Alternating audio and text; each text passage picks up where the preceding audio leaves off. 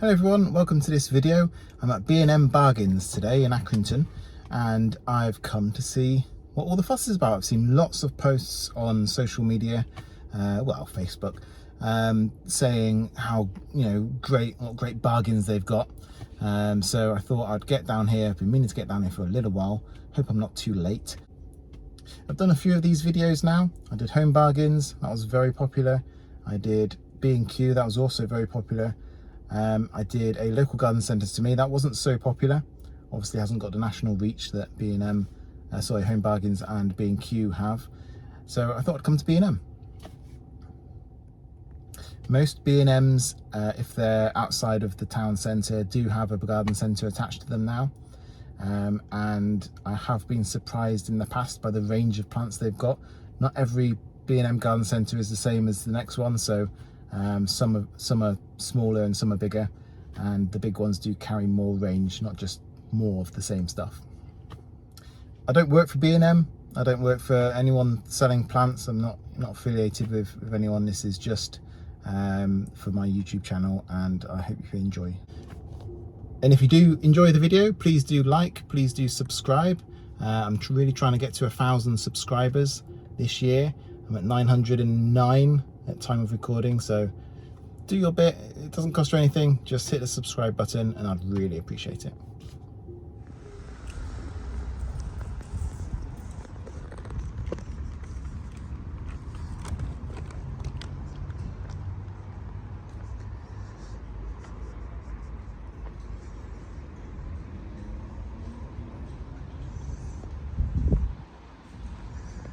Some nice cannas here.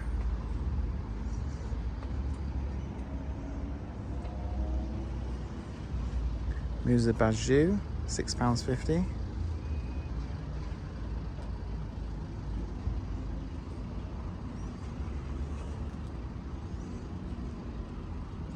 And hostas, £6.50 as well. Seems to be their price, £6.50.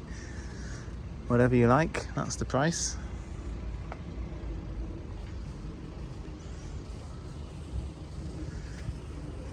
We've got some quite large red cordylines. They're 10 quid.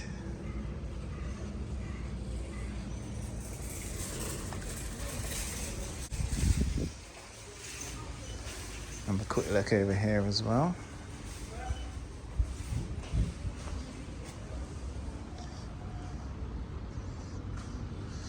This is mainly bedding.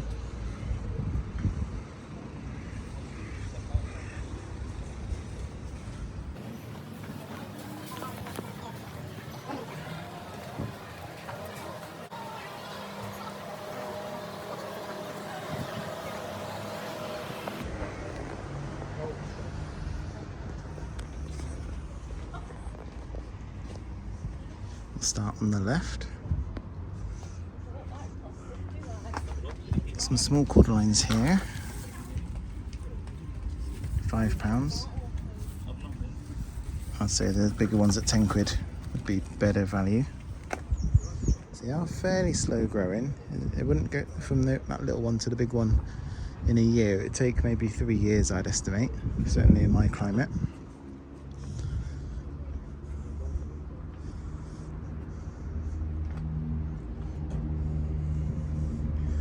Here we've got a chamaerops humilis, £25. Not the cheapest, I wouldn't say. There's not actually much to it. Very small little trunk, quite stretched leaves. So it's probably been grown in the shade. That's how the growers achieve a nice tall plant to sell.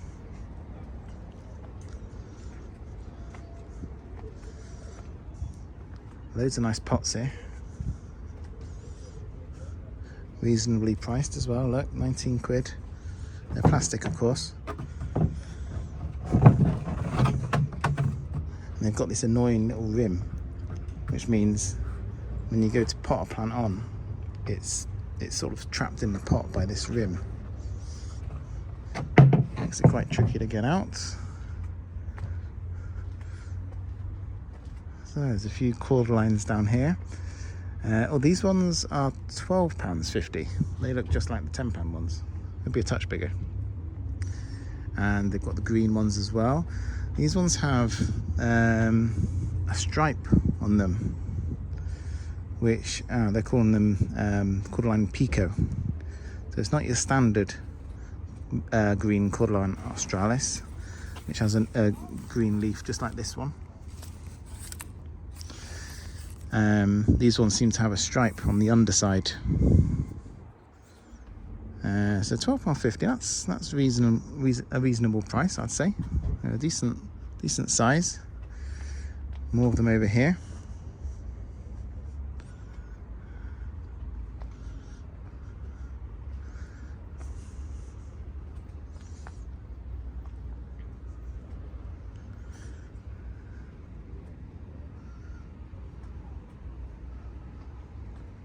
These are quite interesting. These are these begonias.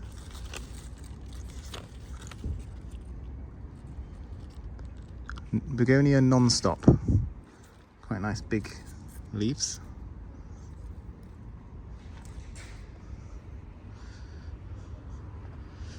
Then we've got a I thought this was a reduced to clear section. No, it's not. It's just another little table. Here we have one lonely plant with no name. I would say that's a yucca, and probably not a very hardy one. It's got quite soft, bendy leaves. So I'm not sure that would last a cold winter. There's some more around here. Maybe these have got the labels on. Yes, here we are. Yucca Jewel, Emilia. And it's £35. Hardy to -2, it says. So, and will require winter protection. So yeah, probably not the best choice, that one. Looks nice though. If you had somewhere to keep that, a cold greenhouse would probably do it. That's a £10 one again. That would be my pick. And that's they've also got £10 for the. This is a cordyline Verdi or Verd, not quite sure. And this has a similar stripe on the underside. And also, I think just this one has some sort of strange leaf growth, and I think that's possibly been over fertilized by the grower, because I've seen quite a few like that this year, and I think they're probably just trying to achieve maximum growth to sell them. Some bamboos here with some nice thick culms. £28.50. And I'll show you that. Yeah, it's a decent size, this culm, and this is a brand new one. This is on its way out now. I stood here long enough, you'd see it growing.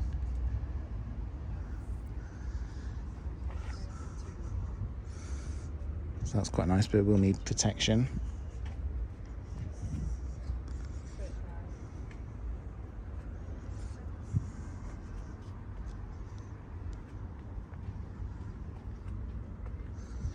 Some nice grasses here at the top, and some more hostas, £6.50 again.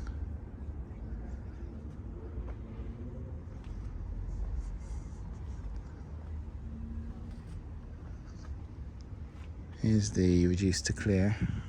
Oh, it's just some that are reduced to clear, I think.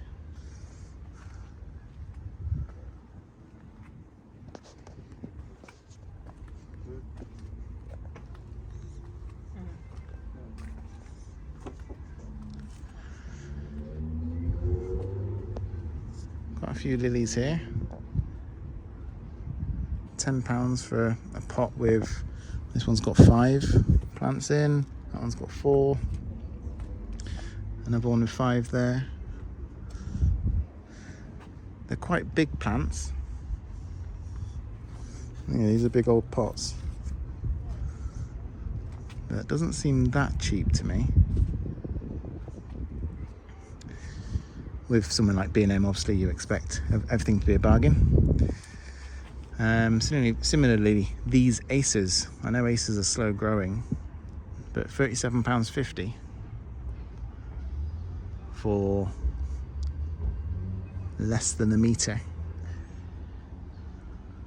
Doesn't seem like a bargain to me, but they are nice plants nonetheless. Here they are on the floor, look. They're quite upright, which I like. My acer just grows sideways, doesn't grow up at all. So that is quite a slender one. Then some more sort of slightly ropey looking things.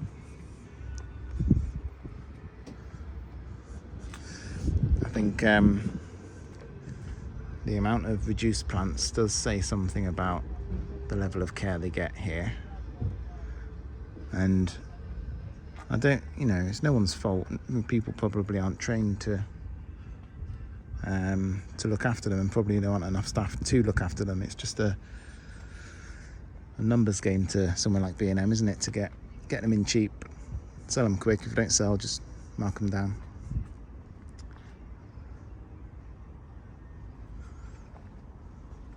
Lastly, we've got some what are these called? Mine's gone blank. Hydrangeas, big mop-head ones. Not particularly tropical, but you can't, argue with the amount of colour that they can give. So that's it. Unfortunately, there's no £150 palm trees. In fact, there's only one palm tree in the whole place. What we got here? Is this reduced? Here we go. This cordyline is £1. That one presumably is still full price. Let's have a look at this then.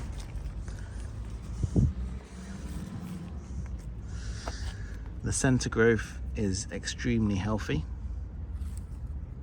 Can't fault that at all. It's on the wonk. It's fallen over in the pot. You can see it's trying to grow. The roots are, trying to stabilise it. But it's completely wonky in there. I'm absolutely going to give this a go. I'm going to take that home. I'm going to spend £1. And I think I've got a bargain there. So this is the one labelled as Verdi, which I think I've heard of. I definitely haven't grown one before. I'll go home and trim off all the dead leaves. I'll stabilise it in a bigger pot, and that should be a lovely plant by spring next year. Keep it in the greenhouse so it's not suffering from wind. Oh, here, this one is £1 also. So I'll just have a quick look at this. Again, the central growth, really good. It's just rocking in the pot. I think it's probably been out of the pot at some point because doesn't seem to be as much soil in there as there should be. But for £2, can't go wrong. But as I was saying, a little bit gutted there's no big palm trees. They've also had some big cordylines. But I'm probably a bit late in the year. I think, again, going back to, this sort of retailer, they get stuff in bulk at various times, and when it's gone, and that's actually sort of better for them than having something in stock all year round, because it makes people buy it when they see it. So that's it from B&M Bargains. Okay, I've trimmed off all the dead leaves, taken out the pot. It's a bit of a sight for sore eyes, isn't it? what we should be seeing is lots of white roots here, and there are a few. Really nice white one in the middle there, but a lot of them are yellow and brown and not looking too healthy, so I'm sure it'll survive, but needs a lot of TLC. So I've prepared some soil in a pot. I'm going to put it in there nice and deep so that I can really pack around it. Okay, so that's those potted up. Do you reckon I got a bargain there? £2 for both of them? I reckon I did. So I've trimmed off all the lower leaves and I've packed them in there. You can see that's not loose at all. I've packed it in there real good. There's a load of stone at the bottom of that pot, so it's really quite heavy actually. And they probably don't need it, but I'm gonna pop them in the greenhouse, seeing as though I've got a bit of space in there, and let them recover over the rest of the summer. Just giving them a real good water. You can see there's standing water in there whilst it all soaks in. And yeah, actually these are quite nice plants. They're noticeably thicker, wider, I should say, leaflets than a normal cordyline australis, which has much thinner leaves.